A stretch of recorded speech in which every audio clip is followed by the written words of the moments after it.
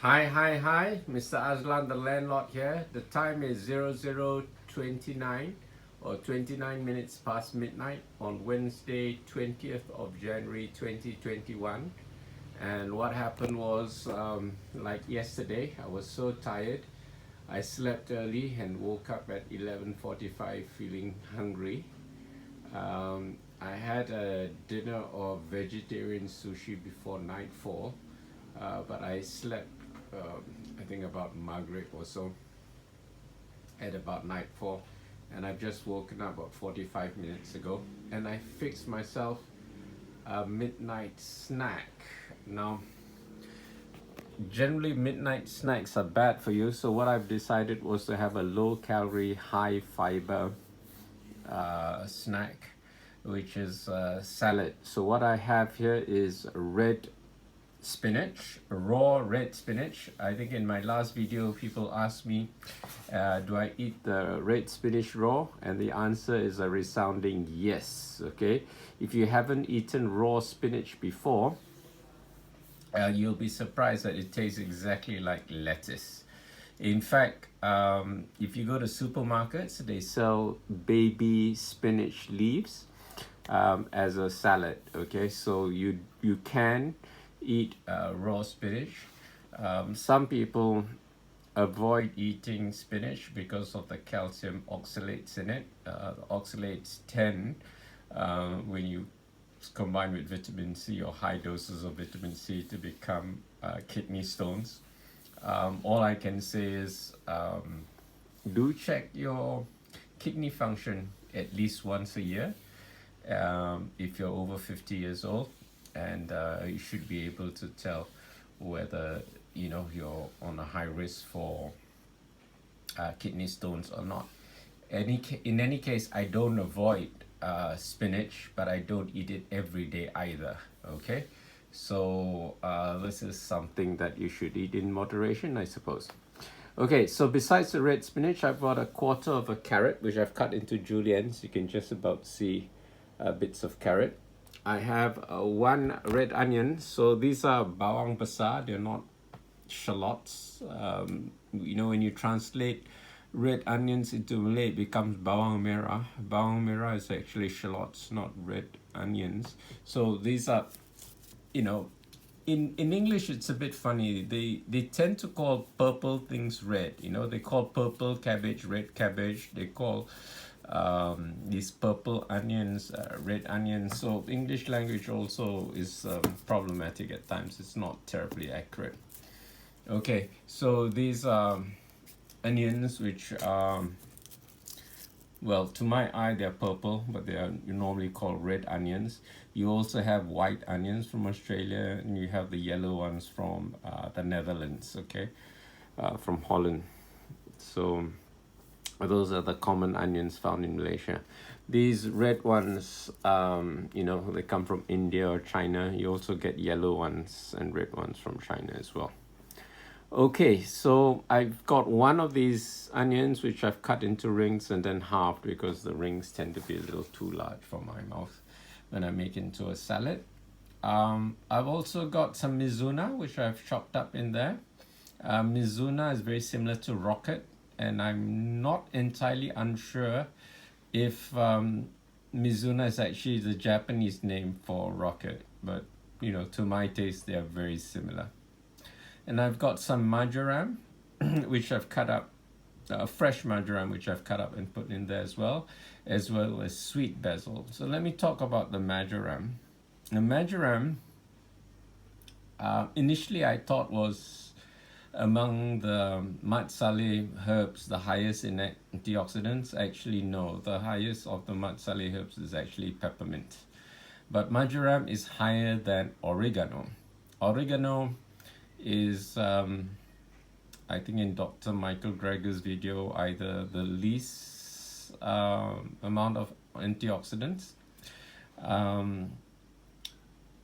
Okay, coming back to marjoram and oregano, they belong to the same family and the taste is very similar, except that marjoram has way more antioxidants than oregano. Okay, and fresh ones, you'll be surprised, have less antioxidants than dry ones, weight for weight, because the fresh ones have more water. So the water makes it heavier, and therefore when you measure the amount of antioxidants, the fresh ones have less. Okay, so sometimes I use fresh marjoram, sometimes I use dry ones. So today I'm using fresh ones. And I've got sweet basil as well. I want to mention the sweet basil because I took the leaves and I chopped them up for my salad. And I've got the stems here. These are the batang of the sweet basil, which I will chuck into my soup kosong. Okay, so if you know, I've made a soup kosong a few days ago, and as I consume it, I add more stuff in it and more water. So this is one of the stuff that I'll be adding to my soup kosong. It's the stems of sweet basil. Okay, instead of throwing it away and they will be too strong a taste to go into my salad, so I'm gonna put it in my soup kosong. Soup kosong, you can call it a clear broth, you could call it a stock, depending on the consistency, how salty it is, and what you put in it. So basically, it's non-starchy vegetables that have been, well, in my case, pressure cooked, but some people just boil it or simmer it. So mine is pressure cooked. When I put some, fresh vegetables in it, and then it's kept warm, and I can keep it on keep warm mode for 2 weeks on end. Every 12 hours I reset the timer, because the timer only goes for 12 hours, and it's fine. The temperature reaches high enough to kill all pathogens, so you don't have to worry about it. Of course, when you do that, all the antioxidants, enzymes, and vitamins are killed. So what's left is basically the minerals and the flavor. Okay. What else is going to my salad? The juice of 1 key lime. So I've cut up 1 key lime here, de-seeded it. I've got the seeds of the key lime here together with the rest, and amla from earlier. I'm going to plant these tomorrow. Okay, so I'm going to squeeze this key lime, and then I'll add a mixture of vinegars. Now, people ask me, do I put all 4 vinegars in my salads? And the answer is yes. Okay, I have a large collection of vinegars. Today, I opened a bottle of peach vinegar, Korean peach vinegar, which I love very much. So I have that with water. I dilute it with water and drink it as a cordial. So why do I have so many vinegars? Because I like having different flavors, and some vinegars are more expensive than others. The cheap vinegar is this stuff. Okay, distilled white vinegar. It's very harsh. It has a really poor taste profile, but it's cheap. The next most expensive is apple cider vinegar. This brand happens to be about 18-19 ringgit per quart, which is 95% of a liter. It's American brand, and these Americans, a bit jakunik when it comes to the metric system, so they don't sell things in liters, they sell them in quarts. Okay, this is my Korean pomegranate vinegar. See the pomegranate there. I've got Chinese black vinegar, Yonggun Laugu. Okay, I've got Jerez Spanish sherry vinegar, and Japanese. Oh no, this is soy sauce. This is Japanese kelp, rice vinegar with kelp. Okay, there's some translation somewhere, it's really tiny, but most of the Japanese stuff is written in Japanese. This is my peach vinegar. Where does it say peach? Yes, it says peach there, and there's a photo of peach there. These were at Aeon. These Korean vinegars are quite cheap in Aeon. They're about 22 ringgit or so. Other places sell them for 26 or 28 ringgit per 900 milliliters. I had always thought it was 1 liter, but these Koreans are cheating us by selling us 10% less. So these Korean bottles are 900 ml rather than 1 liter. Now, of all the Korean vinegars, this is the most disgusting, has the most disgusting taste profile, so don't ever buy it. Or maybe your taste buds are different, so mine, you might like it. It's white grape vinegar for drinks, okay? Now, this stuff, to my taste, has the flavor of artificial grape flavor, you know, like when you drink Slurpee. So it's just chemical shit, you know. I hate it. You know, it was a mistake buying it. So what I do to mitigate the taste is I add this stuff, which is mangosteen. Well, they say juice, but actually it's a cordial. So it's made in India, I think, or it could be made in Malaysia. You know, these people, they make the font size so small that I can't. Oh, they're from Nibong Tabal, Malaysia. Okay, so it's a Malaysian cordial, mangosteen cordial. Okay, it's made in Penang, Nibong Tabal, or is it Kedah, whatever, up north somewhere. Okay, so I got them in Brickfields, one of the Indian grocery stores in Brickfields in Little India of Kuala Lumpur. Okay, so it has a nice sweet taste. You know, mangosteens are quite sweet, so it mitigates the flavor profile of the Korean grape vinegar. So I use them together to make the Korean grape vinegar more palatable. Now, why I put lime juice for the acidity, for the taste profile. Also, lime juice has ascorbic acid, which is vitamin C, which is a major antioxidant. And also, it has citric acid.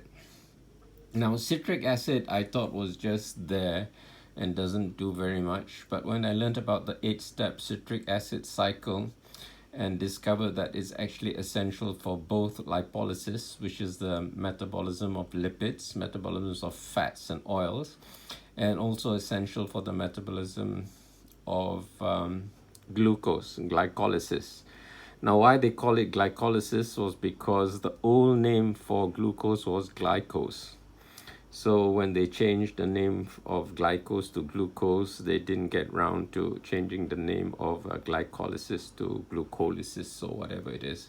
So it's all called glycosis. So when your hemoglobin is glycated or glycolated, you know, it's also from the word glycose rather than glucose.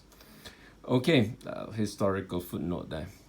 The other reason I put the reason I put vinegars is a different reason. The vinegars will turn into acetate in your body and will react with the nitrates in leafy greens to produce nitric oxide. Now, nitric oxide, Nobel Prize winning scientist from Albania, actually, Ferit Murad, discovered is essential for cardiovascular health. The nitric oxide actually helps dilate your blood vessels and ensures cardiovascular health.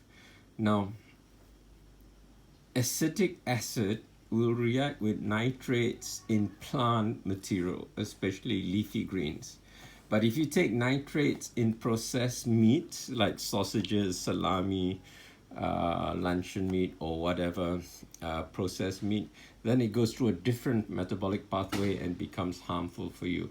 In fact, the World Health Organization has actually come out and said that processed meat is a carcinogen. So if you're still eating processed meat, please look up the literature and be convinced that it's something that you should stop eating immediately.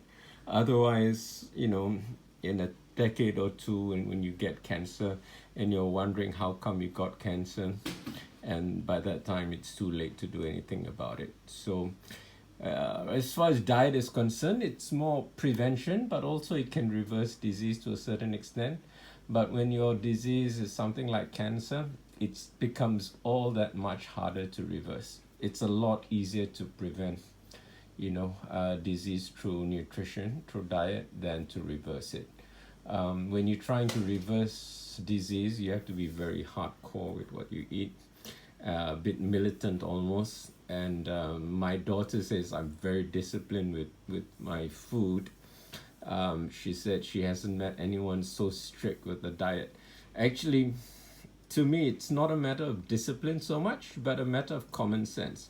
I know if I eat certain foods, my fasting blood sugar will go out of whack. And for as much as 2 weeks in a row from just one meal of meat, whether it's beef or lamb. Okay, I've tried this. I've tried this at least 3 times, and I'm convinced that it will elevate my fasting blood sugar by about 2 millimoles per liter for 2 weeks, okay, in a row. Few days ago, I was a bit naughty. I ate some scones with clotted cream and strawberry jam because there was a cafe that opened in the neighborhood 5 days earlier, and I haven't eaten scones in about 2 years or so. So I thought I'd have 2 scones with clotted cream and strawberry jam, and the clotted cream put my fasting blood sugar out of whack. It went up to 8.4 millimoles per liter when previously it was 6.3 or so. So, it'll send your fasting blood sugar up by 2 millimoles per liter or so. Fortunately, the clotted cream is not as bad as meat. The next day it went down to 6.3, so it's fine. But I mean, when you do these experiments, it won't kill you. But I've done it for you, so you don't have to do it again. But if you remain unconvinced, do it yourself. And once you're convinced, it'll put you on track. You'll automatically avoid certain foods and eat more of other foods, You'll tend to eat things like these salads, which are low in calorie density, but high in nutrient density. So it makes common sense to eat it, even if you eat it at midnight. Or as the time is now, it's 1:45 okay? No, 1:45. Sorry, midnight, 1:45. Okay, so the total amount of calories in this is probably about 30 kilocalories or so. So I'm not worried that I'm gonna get fat eating at 1 in the morning a salad. Okay. In general, it's good to avoid eating at night. Because anything you eat after nightfall, and I've written extensively about the melanopsin containing photosensitive ganglion cells in the eyes, is detecting blue light of 450 nanometers, blah blah blah, and it activates certain enzymes and switches off others when the blue light is not present. So anything you eat after nightfall automatically gets stored as fat. But since I'm not eating much lipids in here, it'll just come out in my poop in the morning. So I'm not too worried about it. It's just a matter of common sense as far as I'm concerned. It's nothing to do with, being disciplined or really hardcore about it. Okay, so that's my tutorial for today. It's almost 20 minutes long, so I'd better stop now. So this is Mr. Azlan, the landlord, signing off and saying bye.